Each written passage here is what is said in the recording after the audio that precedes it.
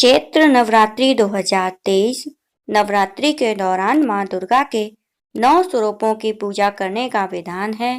इस 9 दिनों में भक्तगण अखंड ज्योति के साथ कलश स्थापना करते हैं।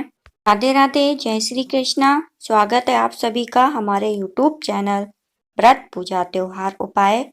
हिंदू पंचांग के अनुसार साल में 4 बार नवरात्रि का पर्व मनाया जाता है, जिसमें से 2 चैत्र और शारदीय नवरात्रि हैं और 2 गुप्त नवरात्रि पड़ती हैं। 9 दिनों तक चलने वाले इस नवरात्रि में मां दुर्गा के 9 स्वरूपों की पूजा करने के साथ व्रत रखने का विधान है। 9 दिनों तक चलने वाले नवरात्रि के दिनों में कई भक्त 9 दिनों तक अखंड ज्योति भी जलाने के साथ कलश स्थापना करते हैं। माना जाता है कि नवरात्रि के दौरान पूजा करने और व्रत रखने से मां दुर्गा हर कष्ट को हर लेती है और सुख समृद्धि धन ऐश्वर्य की प्राप्ति होती है। जानिए चैत्र नवरात्रि का शुभ मुहूर्त सहित सभी तिथियां। आइए चैत्र नवरात्रि 2023 तिथि और शुभ मुहूर्त के बारे में जान लेते हैं। चैत्र मास के शुक्ल पक्ष की प्रतिपदा तिथि के साथ आरंभ होते हैं। इस साल प्रतिपदा तिथि 21 मार्च को रात 10:52 से शुरू हो रही है और इसका समापन 22 मार्च को शाम 8:20 पर हो रहा है। इस कारण 21 मार्च से चैत्र नवरात्रि आरंभ हो रहे हैं, जो 30 मार्च को रामनवमी तिथि के साथ समाप्त होंगे। चैत्र नवरात्रि 2023 कलश स्थापना मुहूर्त के बारे में जान लेते हैं। 22 मार्च को सुबह 6:23 से 7:32 तक है। 22 मार्च 2023 बुधवार के दिन घट स्थापना होगी और 22 मार्च 2023 बुधवार को मां शैलपुत्री की पूजा होगी। 23 मार्च 2023 गुरुवार मां ब्रह्मचारिणी की पूजा। 24 मार्च 2023 शुक्रवार मां चंद्रघंटा की पूजा। 25 मार्च 2023 शनिवार मां कुष्मांडा की पूजा। 26 मार्च 2023 रविवार मां स्कंद माता की पूजा। 27 मार्च 2023 सोमवार मां कात्यायनी की पूजा। 28 मार्च 2023 मंगलवार मां कालरात्रि की पूजा।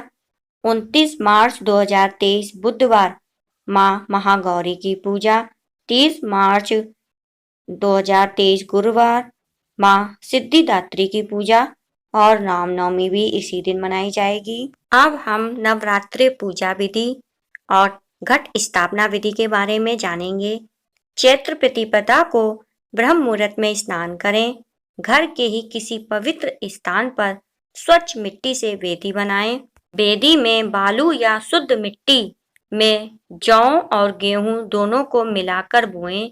वेदी पर या समीप के ही पवित्र स्थान पर पृथ्वी का पूजन कर वहां सोने, चांदी, तांबे या मिट्टी का कलश स्थापित करें।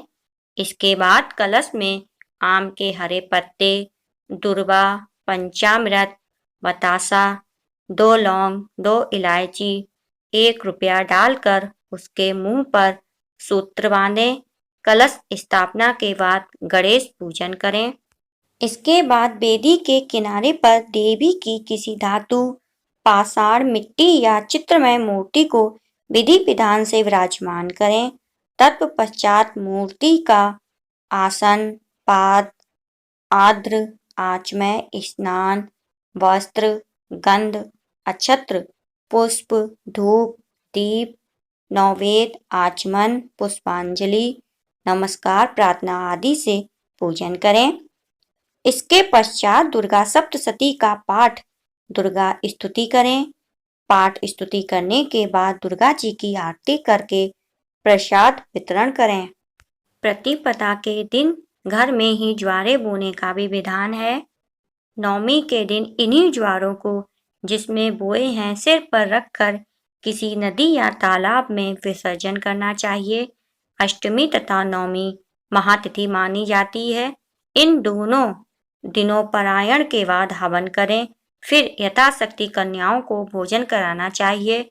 उसके पश्चात ही व्रत का पालन करना चाहिए।